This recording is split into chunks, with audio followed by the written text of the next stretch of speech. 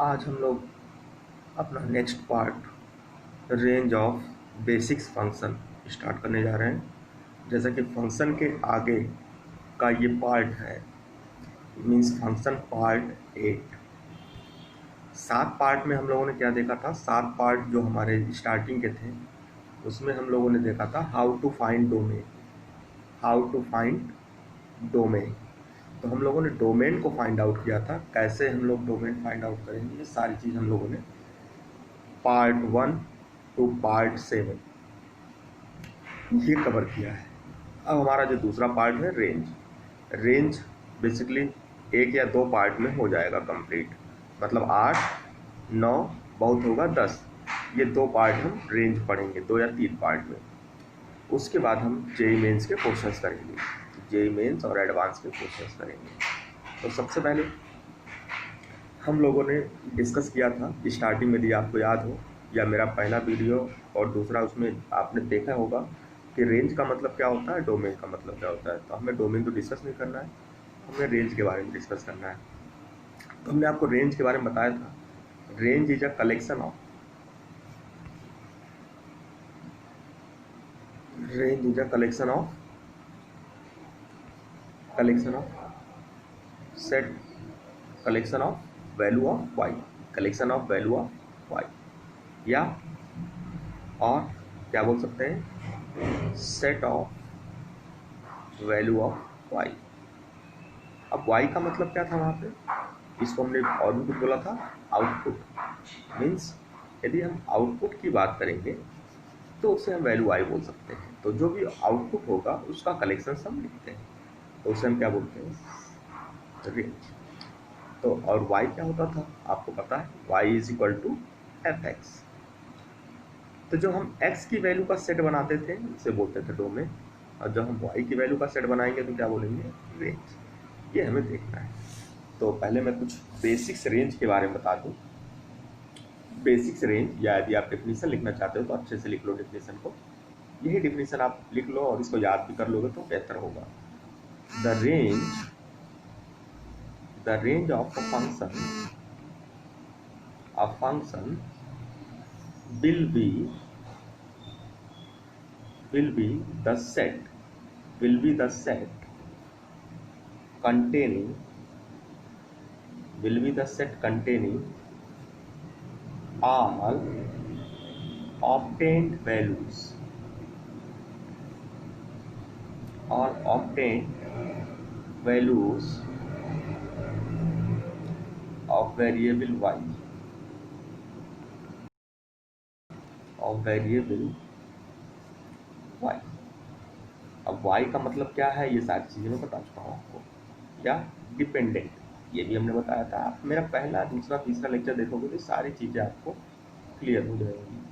Dependent variable क्या होता है, वाई क्या होता है, ये सारी चीज़ मैंने डिस्कस कर ली है। या ऐसा कुछ फंक्शन आपको, फंक्शन की बात करें तो Y equal to F X, इसे बोलते हैं रेंज। अब क्या हमारा पहला पार्ट होगा, रेंज ऑफ बेसिक्स फंक्शंस। तो बहुत चीज़ें डिस्कस हो भी चुकी हैं, नहीं भी हुई है यदि तो कोई बात नहीं, मैं फिर से डिस्कस कर रहा हूँ, उसमें आप देखते रहिए। पहला पॉइंट आप सभी लोग नोट कर लो, tan x cot x log x। Base कुछ भी होगा, बेस कुछ भी हो, बेस चलेगा, log x या ln x, जानते हो यहाँ बेस ये होगा। And odd degree function,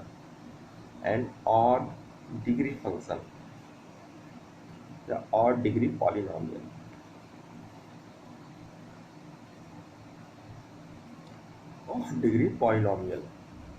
odd degree polynomial means, अब आप यहाँ ध्यान से कौन कौन से फंक्शन में लिखा है, tan x cot x log x ln x and odd degree polynomial, सारी चीज़ें हमने आपको लिख के दे दिया। मतलब ये इनका क्या होगा, पॉलिनोमियल हैज़ या will have range as R. R का मतलब जानते हो सब लोग, आर का मतलब होता है रियल नंबर। आर का मतलब क्या होता है, रियल नंबर। तो आपको इतना क्लियर हो गया कि आपका जो यदि फंक्शन tan की फॉर्म में है, किस फॉर्म में है, tan की फॉर्म में है, cot की फॉर्म में है, log x की फॉर्म में है, ln की फॉर्म में है, और कोई और डिग्री पॉलिनॉमियल है। अच्छा, कितने लोग और डिग्री पॉलिनॉमियल समझ रहे हैं यहाँ पे, कितने लोग नहीं समझ रहे हैं? और डिग्री पॉलिनॉमियल का मतलब बेटा ये समझ सकते हो, ऐसा function y is equal to F x की power 1/m plus 1, this is odd. या ऐसा ही बोल सकते हो, x की पावर 1/2m प्लस 1। या आप पॉलिनॉमियल की बात करते हो तो जो एक या फिर थोड़ा सा करोगे, ये आप कर सकते हो 2m प्लस 1। यहाँ पे क्या बोल सकते हो ना, 2m प्लस 1, ऐसे पॉलिनॉमियल। तो मीन्स ऐसे यदि पॉलिनॉमियल है जिसका पावर ऑड है, लाइक एज x3, x की पावर 5, x की पावर 7, ऐसा यदि कोई पॉलिनॉमियल है तो उसमें क्या बोलेंगे, ऑड डिग्री पॉलिनॉमियल। तो ऑड डिग्री पॉलिनॉमियल का रेंज क्या होता है, रियल नंबर। रेंज क्या होता है, real number. Real number odd degree polynomial, odd degree polynomial. उसका रीज़न है, यदि हम ग्राफ पढ़ेंगे तो हम आपको बताएंगे क्या रीज़न है। अब सपोज आप लोग पॉलिनॉमियल और फंक्शन में डिफरेंस जानते हो, पॉलिनॉमियल और एक्सप्रेशंस में डिफरेंस जानते होंगे। पॉलिनॉमियल फंक्शन में और एक्सप्रेशन में डिफरेंस जानते होंगे। यदि नहीं जानते हो तो बेटा पार्ट 1 जरूर देखो, क्योंकि यहाँ पे सबसे बड़ी प्रॉब्लम होगी पॉलिनॉमियल सेलेक्ट करने में, कौन सा एक्सप्रेशन पॉलिनॉमियल है या नहीं है, और कौन सा पॉलिनॉमियल फंक्शन है या नहीं, इसमें आपको प्रॉब्लम होगी। इसको आपको क्लियर रखना है अपने दिमाग में, इसको मोटे बिठाना है। तो पहला पॉइंट बेटा आपको एकदम क्लियर हो जाना चाहिए। दूसरा दूसरा पॉइंट क्या है, an even degree polynomial. An even degree polynomial, an even degree polynomial, कोई इवेंट डिग्री पॉलिनॉमियल है, इवेंट डिग्री पॉलिनॉमियल है, never can never an even degree polynomial can never, an even degree polynomial can never have range, can never have range, can never have range as real number. यदि कोई even degree polynomial है तो नाम उन्हें बिठा लो इसी, event degree polynomial, event degree polynomial, तो उसका रेंज कभी भी आर नहीं होगा, नेवर एज आर। ये आर कभी नहीं होगा, रियल नंबर कभी नहीं होगा। आप तो जानते हो रियल नंबर को ऐसे भी हमने लिखा था, -∞ टू +∞। कोई डाउट हो उसमें बता सकता है मुझे। तो कभी भी आर नहीं होगा, ये बिल्कुल ध्यान रखना। कोई भी इवेंट डिग्री का मतलब बेटा आप ऐसे समझ सकते हो, ax² या bx की पावर 4, ऐसा कुछ पॉलिनॉमियल जिसकी पावर 4 हो, इसका कभी भी रेंज रियल नंबर नहीं होगा, एक छोटा सा पार्ट होगा रियल नंबर का। तीसरा पॉइंट, अभी हमने 2 ट्रिग्नोमेट्रिक फंक्शन देखे थे। कौन कौन से फंक्शन देखे थे पार्ट 1 में, tan x और cot x। यदि आप बात करोगे तो रियल नंबर जो ट्रिग्नोमेट्रिक फंक्शन होते हैं उसमें केवल tan x और cot x ही ऐसा है जिसका रेंज रियल होता है, जिसका रेंज क्या होता है, रियल होता है। रियल मतलब आर होता है, बाकी आपका नहीं होता। इस बात को आप हमेशा ध्यान रखना, केवल 2 ही फंक्शन है जिसके रेंज क्या होते हैं, रियल होते हैं। तो बाकी तीसरा पॉइंट हमारा क्या है, तीसरा पॉइंट है ट्रिग्नोमेट्रिक फंक्शन। तो कोई भी ट्रिग्नोमेट्रिक फंक्शन है उसका रेंज क्या होगा, तो हम पहले 2-2 करके देख लेते हैं। sin x cos x, इसका जो रेंज होता है, इसका रेंज होता है बेटा, आप जानते हो सभी लोग, -1 to 1 होगा हमेशा। दूसरा sin x cos x हो गया। अब आता है cosec x and sec x।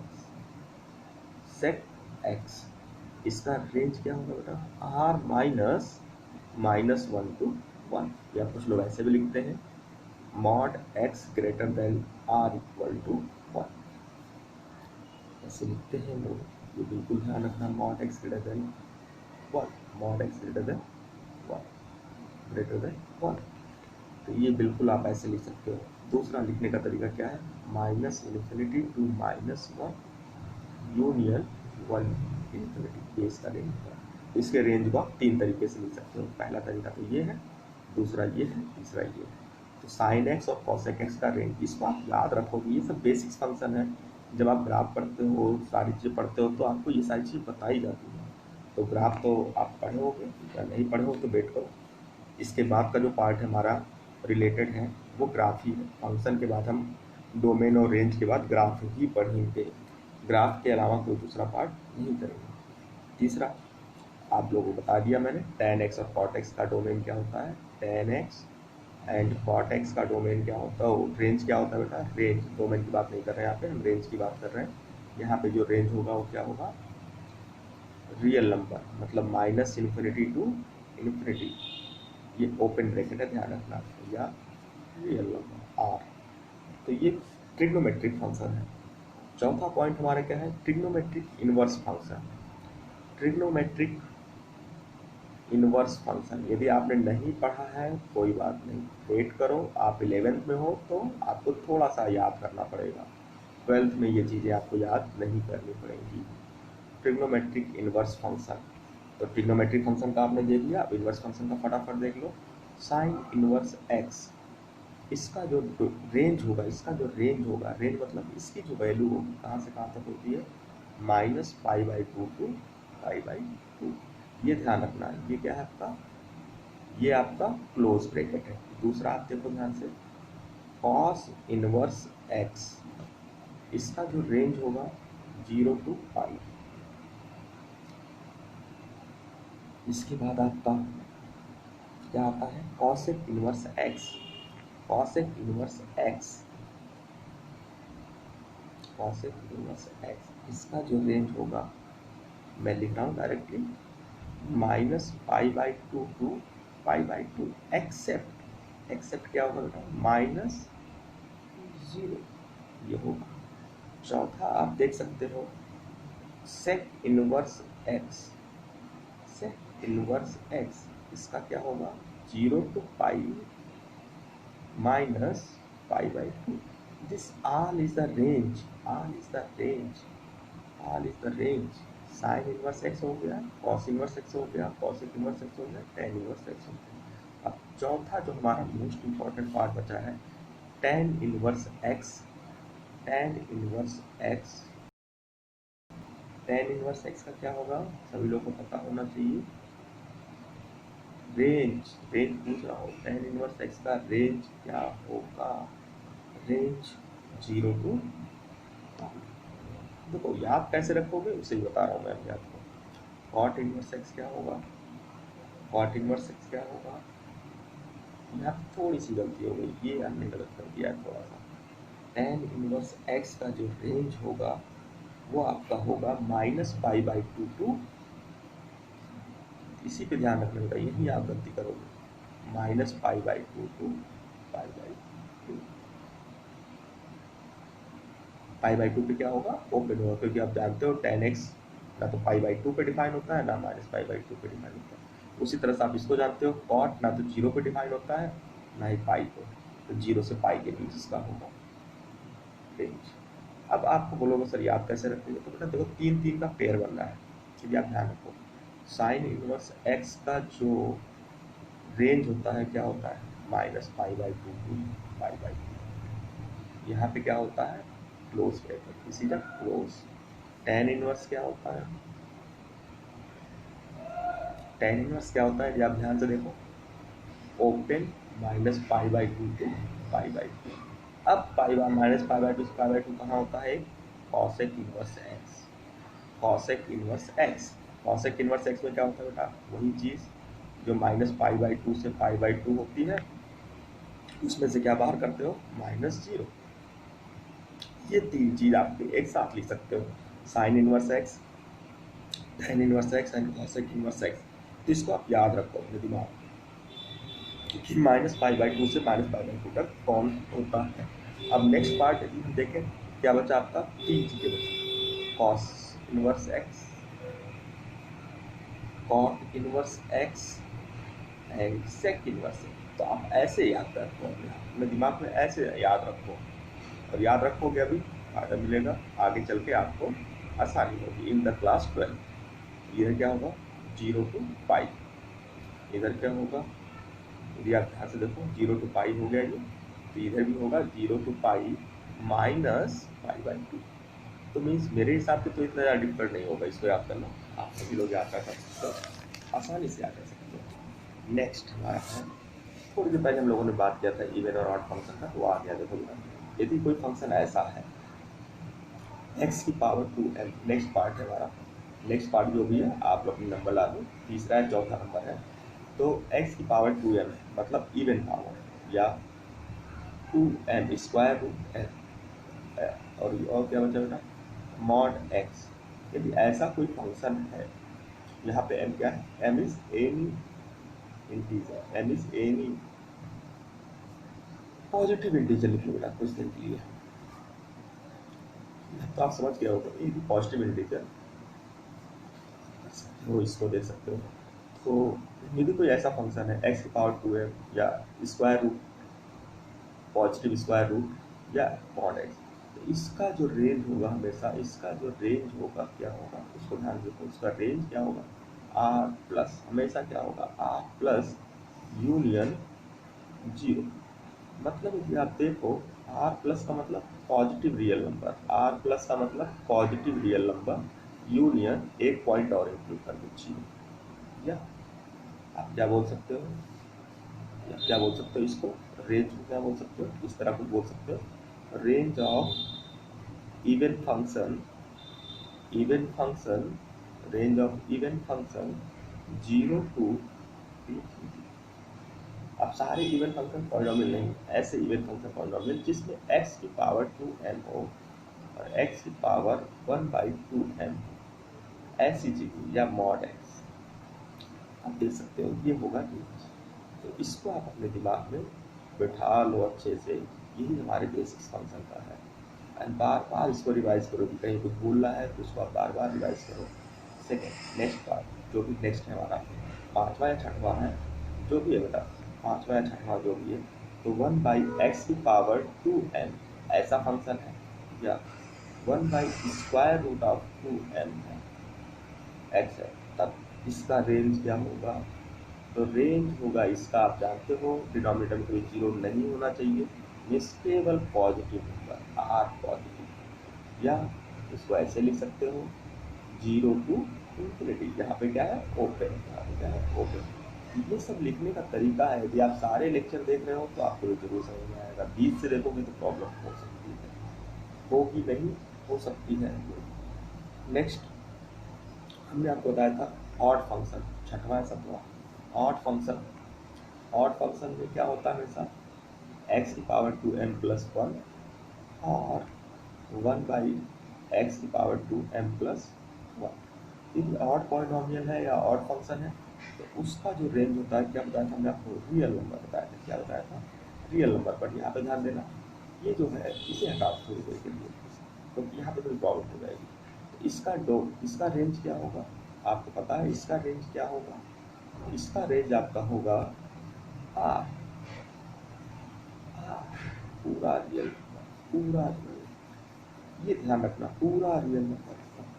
इसके आगे आप क्या करोगे, सपोज आपको ये फंक्शन दे दिया, आठवां मान लो इसको, 1/x की पावर 2m प्लस 1, बोलोगे अभी भी नीचे ऑर्डर, इसका मतलब नीचे जीरो नहीं होना चाहिए, बस आपको इतना पता नीचे जीरो नहीं होना चाहिए। तो means what is the range, तो आप बोल सकते हो range is r minus only 0, r minus only 0, इसे आप देख सकते हो। ये सारी चीज़ मैंने आपको बता दी, अब आपका ये क्लियर हो गया।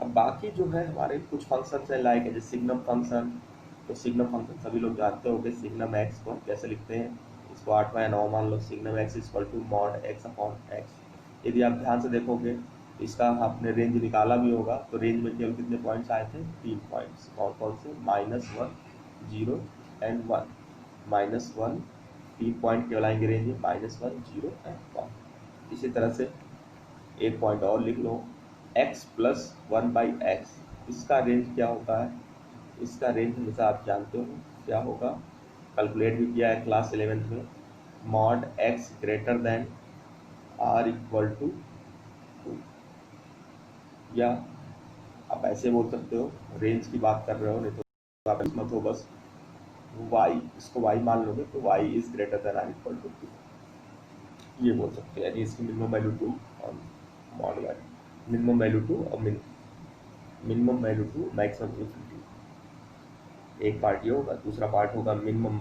Maximum -2 minimum -infinity. ये आप अपने दिमाग में इतना बैठा लो। तो रेंज क्या होगा इसका? तो ये हमारे बेसिक्स फंक्शन का रेंज था। ये हमारे किसका फंक्शन था? बेसिक्स फंक्शंस थे, उनका रेंज था। बेसिक फंक्शंस का रेंज था। रेंज कैसे हम निकालेंगे बेटा? देखो, इसको आपको मैं बोलूँ यदि सही मायने में तो थोड़ा सा मेमोराइज करना पड़ेगा। तो इसको आप थोड़ा सा मेमोराइज कर लो। जब हम ग्राफ पढ़ेंगे तो बहुत हेल्प मिलेगी हम लोगों को। तो मेमोराइज तो करना पड़ेगा आपको इसको, थोड़ा सा ज़्यादा नहीं। इसलिए सारे लेक्चर, पहले तो मैं कहूँगा पार्ट 1 से लेकर के सारे पार्ट देखते रहो, जिससे फंक्शन में आपको इंटरेस्ट आए। क्योंकि इसके बाद हम सीधे ग्राफ पढ़ेंगे।